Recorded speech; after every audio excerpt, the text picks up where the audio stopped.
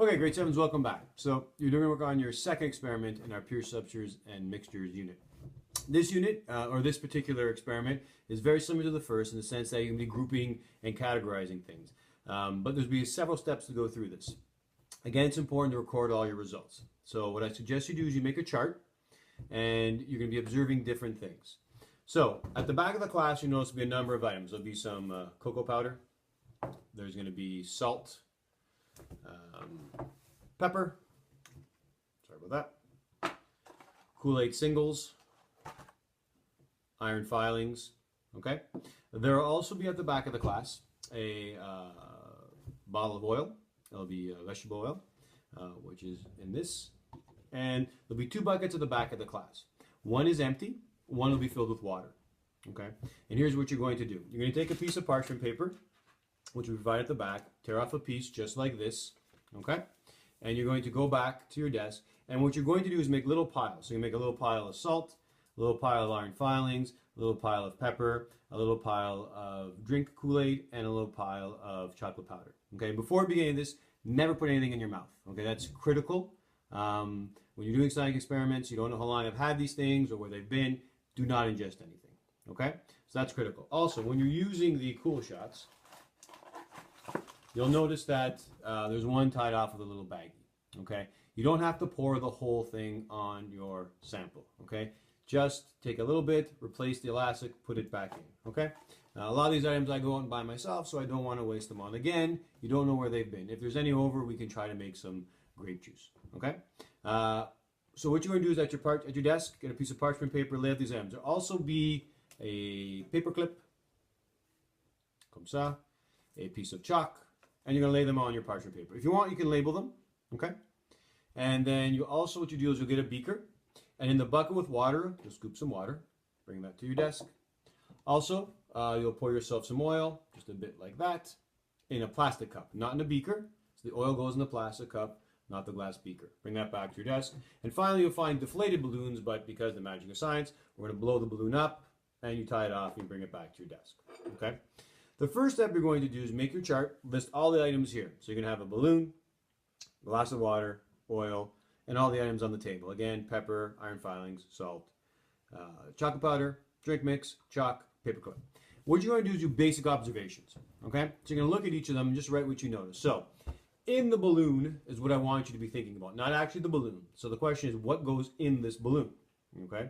Obviously, you blew it up, so it's air. Okay, but what's special about air? Because technically air is around me now, but I've trapped in this balloon. So that's something interesting, okay? You're going to compare the liquids. So this is the water, okay? And this is the oil. What do you notice about them, okay? Do they move the same in the glass, okay? Are they the same color? That kind of stuff, all right? Or anything else you notice. You're then going to examine each of the items on your parchment paper. Okay. What does the pepper look like? What does the iron filings look like? The salt, the sugar. Are they the same texture? Okay. How do they kind of feel in your hand? That kind of thing. Compare the chalk and the paper clip. Are they the same as these items? Okay. That's the first step. The second step, what you're going to do is you're going to take a separate piece of parchment paper from the back, using one of the spoons provided at the back. You're going to start to mix the dry things and save some stuff, okay? So you're going to take a bit of chocolate powder, put it on, then you'll take a bit of the salt, you'll drop it, and you'll mix them together, okay? With your hands, kind of spread them around, and then take a look, okay? Has anything happened? Can you identify the salt crystals and the drink crystals? Are they all the same? Is it different, okay? And what you're going to do is mix a number of substances. So you can take a bit of salt with a bit of chocolate powder, iron filings, and grape drink, okay, pepper and salt, and see what happens. Again, what you do is record in the chart. So you're going to have 3 charts at the end of this. One, just looking at the items. The second chart is going to be mixing solids. So when you mix salt with drink crystals, what are you noticing? Okay, do they combine? Does the salt change color when it mixes with the drink crystals? Does the iron filings mix? And such. And you'll do that on a separate piece of paper over here. Okay, once you've done that, you record them in your chart. So your chart would be mixing solids. And say you mix pepper and paprika. You would then write pepper with paprika and what you noticed. Pepper with cocoa. Sorry about that. Scratch the paprika. and such. So you go through all of them and mix as many combinations as you can. The last step of your experiment, what you're going to do is mix the items with the two types of liquids. And these are very important to follow these steps. So you have your water here. You're going to take a bit of cocoa powder, drop it in, give it a stir. What do you notice? You're trying to see, does the water change color? Do you have the same amount of cocoa powder in your hand in the drink? So if I drop this cocoa powder in this water and give it a stir, can I see any crystals? How much does the color change? What's going on? Have they all dissolved? Okay. So now here's the key thing. Since you're going to be mixing each of these items, you're going to mix your cocoa powder first. Once you've done that, one person from your group, or if you're working on your own, you're going to go back, dump this water into the empty bucket. Okay? And then you're going to take a scoop of fresh water, come back to your desk, and mix the other solids in there. Okay? Again, if I mix the drink crystals, I give it a stir, I take a look. Again, I'm looking to see what's happening. Are things changing? Are things dissolving? Are they not dissolving? And then you're going to take this back, dump it into the bucket that has the dirty water, and get some fresh water and repeat the experiment. Okay? And I would do with all those solids. Okay. For the oil, I would choose 3 of the items on the table. Okay? So for the oil, what you're going to do is take a bit of the item, drop it in, give it a stir, take a look. Things dissolving, changing color. What do you notice? Record it in your chart.